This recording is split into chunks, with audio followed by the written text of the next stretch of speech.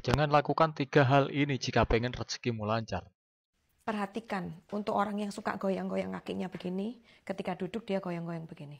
Oke, Kayak nginjek mesin lantai. jahit yang suka Oke. begini, ingat, rezeki menjauh dari orang yang suka menggoyang-goyang kakinya.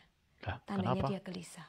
Rezeki juga menjauh sama orang yang setiap hari mengeluh gak punya uang. Masuk akal. Hari ini susah banget cari uang. Aku hari ini gak punya uang. Mengeluh, duh pusing aku, utangku akeh.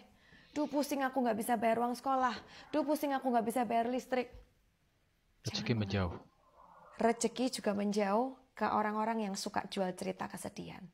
Jadi putusin sekarang, mulai berkata-kata positif, berpikir positif, dan banyak bersyukur. Oke. Karena rezeki itu mencintai orang-orang yang banyak bersyukur dan Yap, berkata-kata masuk positif. akal.